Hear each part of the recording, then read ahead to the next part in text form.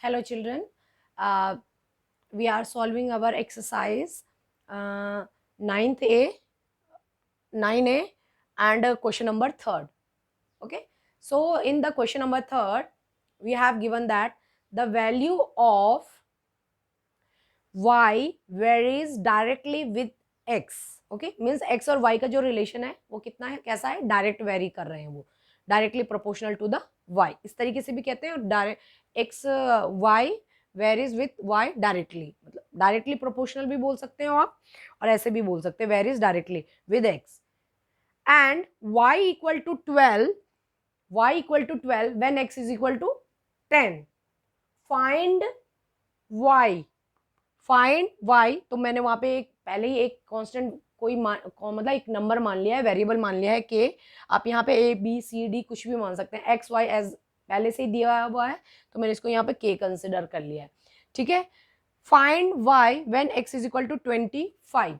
अब हमें उसने बताया है कि ये दोनों कैसे कर रहे हैं, डायरेक्ट इनकी रिलेशनशिप है, मतलब डायरेक्ट वेरी कर रहे हैं, they are directly proportional to the each other who variable x and y।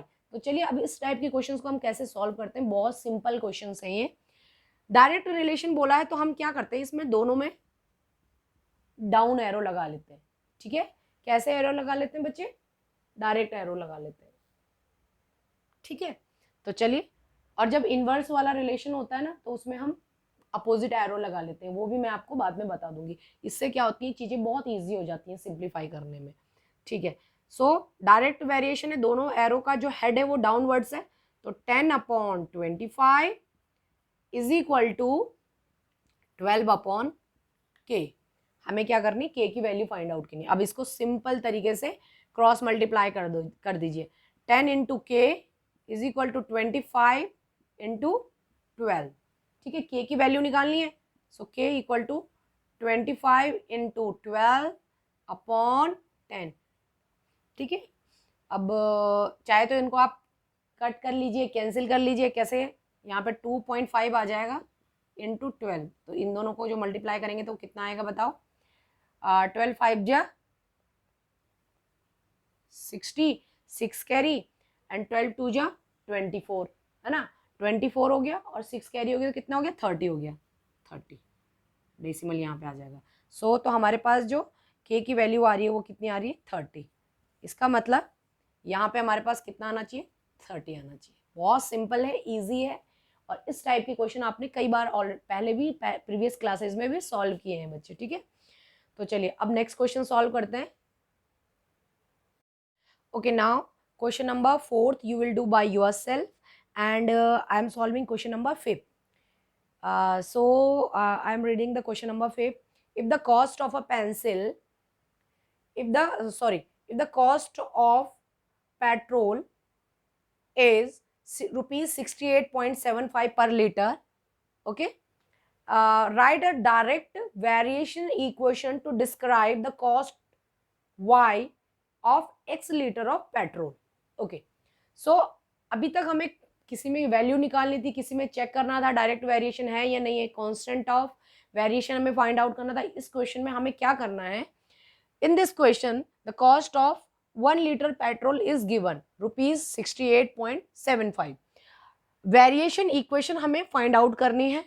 Total cost जो पेट्रोल की है, जब हम मतलब अभी तो यहाँ पे तो हम 1 लीटर की बात कर रहे हैं, यहाँ पे हम टोटल कॉस्ट, सपोज कोई राम है, राम ने 5 लीटर पेट्रोल खरीदा तो उसके लिए क्या कॉस्टिंग आएगी, मोहन ने 10 लीटर पेट्रोल खरीदा उसके लिए कॉस्टिंग क्या आएगी। आपको मालूम है 5 की थोड़ा कम होगी, 10 की थोड़ा ज्यादा होगी, क्योंकि उनके बीच डायरेक्ट वेरिएशन है। तो हम क्या कर रहे हैं, टोटल कॉस्ट को y कंसिडर कर रहे हैं कि भाई जितना भी रुपीज आएगा, एंड टोटल पेट्रोल को हम कंसिडर कर रहे हैं x की, मतलब चाहे कोई कितना भी पेट्रोल खरीदे, मतलब x की कुछ भी वैल्यू हो सकती है। अब हमें उसके लिए, क्योंकि डायरेक्ट वेरिएशन बोला है उसने, और ये जो 1 लीटर की जो कॉस्ट है ये हमेशा क्या रहने वाली, कांस्टेंट रहना है, क्योंकि ये इसने ऑलरेडी हमें क्या है, गिवन है, ये तो चेंज नहीं हो सकती है। तो ये क्या हो गया हमारे पास, कांस्टेंट ऑफ वेरिएशन। देखो देखो बच्चे, जो चीज, अब जिस चीज को उसने फिक्स कर दिया है, जब मैंने आपको इस चैप्टर का एक्सप्लेन किया था ऑनलाइन क्लास में कि जो एक कोई भी एक वैल्यू क्या होती है हमारे पास, फिक्स होती है। ठीक है ना, तो यहाँ पे जो हमारे पास जो फिक्स्ड वैल्यू है, जो कांस्टेंट वैल्यू है, वो क्या आ रही है, 68.75 रुपीज आ रही है। That means it is constant of variation in this equation. तो अब हमें मालूम है क्या होता है, हमने सीखा हुआ है कि डायरेक्ट रिलेशन बोला है उसने, तो हमें मालूम है cost of petrol will be directly proportional to the total petrol. Means अगर भाई मैं यहाँ पे 4 लीटर खरीद रही हूँ, तो यहाँ पे मुझे मालूम है मेरी प्राइस कितनी होगी 4 लीटर। अगर मैं 10 लीटर पेट्रोल खरीदूंगी तो मेरी क्या हो जाएगी, प्राइस क्या हो जाएगी, इंक्रीज हो जाएगी। तभी तो हमने कहा है कि डायरेक्ट वेरिएशन है। अब हम क्या करते हैं, अभी मैंने जब इसका कांस्टेंट ऑफ वेरिएशन आपको इससे पिछले वीडियो में एक्सप्लेन किया था, तो मैंने क्या है, आप जब भी हम ये साइन ऑफ डायरेक्टली प्रोपोर्शनल, इसको क्या बोलते हैं बच्चे, ये जो साइन है ना इस तरीके से, जो ये इसको बोलते हैं साइन ऑफ प्रोपोर्शनैलिटी। तो direct sign of directly proportional का जब हम इसको रिमूव करते हैं तो मेरे पास एक वैल्यू आ जाती है कांस्टेंट के, ऐड कर लेते हैं। कभी भी इस साइन को हटाएंगे तो बिना कांस्टेंट को ऐड किए हम नहीं हटा सकते मैथमेटिकली। तो अब हमने क्या करना है, इस साइन को इससे रिप्लेस कर दिया और यहाँ पे एक क्या कर दिया, कांस्टेंट हमने ऐड कर दिया के, और यहाँ पे कर दिया एक्स। और हमें मालूम है इस इक्वेशन के लिए जो हमारे पास जो कांस्टेंट वेरिएशन क्या है, वो ये है कि हमेशा 1 लीटर का पेट्रोल इतना ही हमारा होना चाहिए। तो बस अब इसको लिख लीजिए। तो y इक्वल टू कितना हो जाएगा, 68.75 इंटू एक्स। ये हमारे पास डायरेक्ट वेरिएशन इक्वेशन आ जाती है। बहुत सिंपल है, जब भी डायरेक्ट वेरिएशन बोलेगा तो आपने इसको इस तरीके से डायरेक्ट वेरिएशन कर देना। एक कांस्टेंट ऐड करते हैं, आपको मालूम है के, हम उसको जनरली ले लें। आप यहाँ पे कुछ और भी ले सकते हैं, पी ले सकते हैं, एल ले सकते हैं, कोई भी वेरिएबल। लेकिन आपको जब अब आप इसको लिखते हैं ना, तो हमेशा क्या करना चाहिए, वेयर इस तरीके से लिखना चाहिए, वेयर के इज के इक्वल टू कांस्टेंट। ठीक है, लिखना पड़ता है क्योंकि वैसे तो के हमारा एक वेरिएबल होता है, लेकिन यहाँ पे मैं के को एज ए कांस्टेंट यूज कर रही हूँ। सो यहाँ पे हमेशा एक बॉक्स में लिख लीजिए वेयर के इक्वल टू कांस्टेंट। तो इस तरीके से हमारा क्या हो जाता है, ये सिंप्लीफाई हो जाता है। ठीक है बच्चे,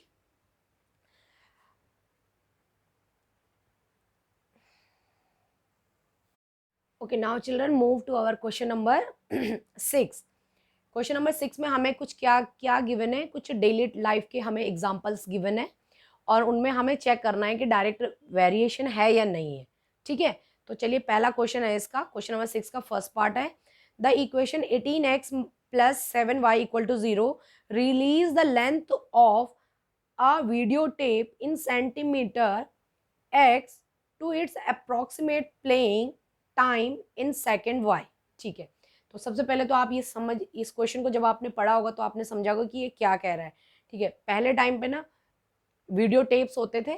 ठीक है, आपने अगर देखे होंगे इस तरीके से रेक्टेंगुलर शेप में होते थे और यूं यूं यूं करके दोनों में एक ऐसे सेंटर में दोनों में इस तरीके से कुछ बना होता था, ऐसे करके ऐसे करके, और ये ऐसे करके 2 होल बने होते थे इसमें, ऐसे ऐसे ऐसे ऐसे ऐसे।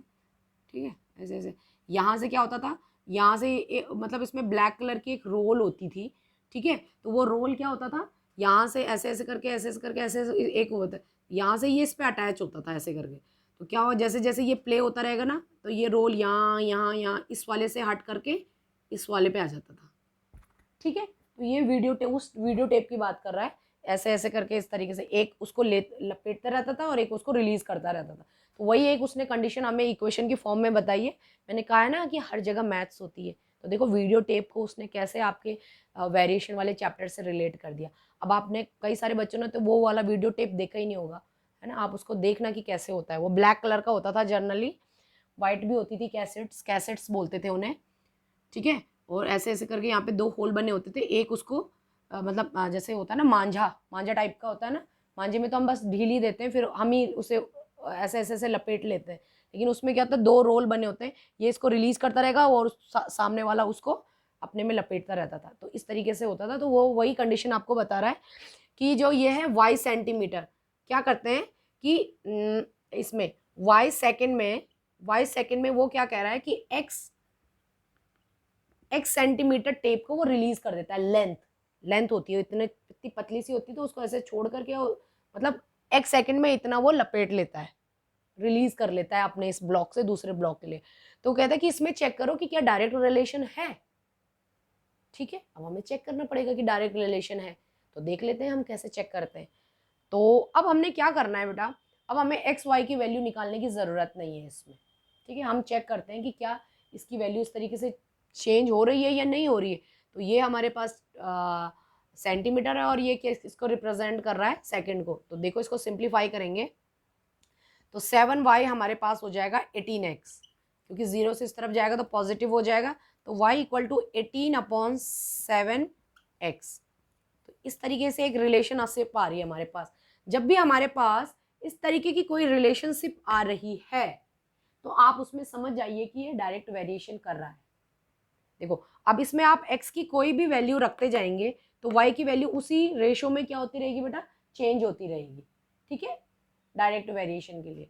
तो आप देखो ये वैल्यू हमारी कांस्टेंट आ गई है ना, ये वैल्यू हमारे पास क्या आ चुकी है, कांस्टेंट आ चुकी है। जैसे 18/7 that is a constant value we have, और x को जब हम उसमें रखते जाएंगे तो y की वैल्यू हमारे पास उतनी ही आती रहेगी। अगर आप इसको चाहो तो चेक करना चाहते हैं तो इसको आप चेक भी कर सकते हो, ठीक है।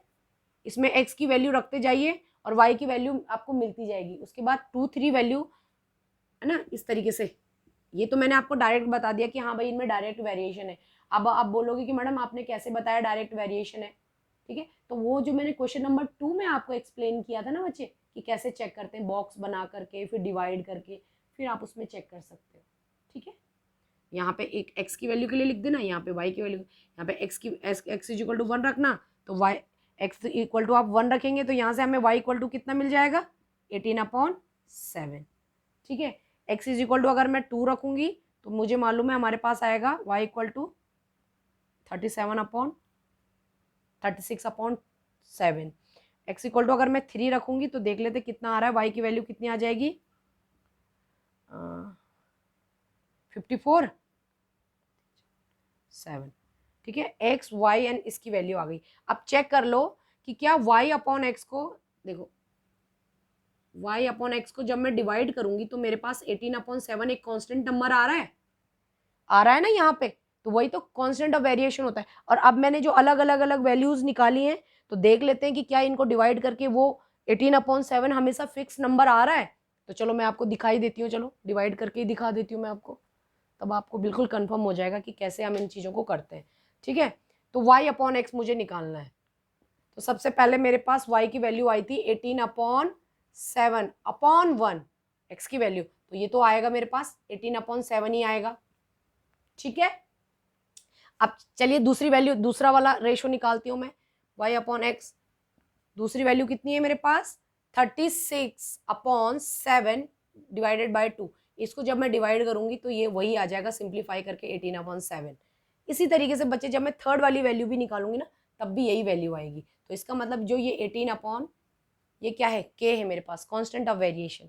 तो पहले वैल्यू निकालिए, फिर डिवाइड करिए, फिर चेक करिए कांस्टेंट आ रहा है या नहीं आ रहा है। तो अगर कांस्टेंट आ रहा है तो आप बोलोगे यस डायरेक्ट वेरिएशन है, कांस्टेंट नहीं आ रहा है तो आप बोलोगे भाई नहीं डायरेक्ट वेरिएशन नहीं है, ठीक है। तो ये चेक करने का एक तरीका है। तो क्वेश्चन नंबर 6 तक मैंने आपको समझा दिया है। अब आप इन क्वेश्चनों को अच्छे से समझेंगे, कॉपी में सॉल्व करेंगे, कहीं पे कोई डाउट होगा तो आप मुझसे पूछ सकते हैं पर्सनली, मेरे व्हाट्सएप नंबर पे आप मुझे मैसेज कर सकते हैं, ठीक है बच्चे। Okay, thank you, bye bye.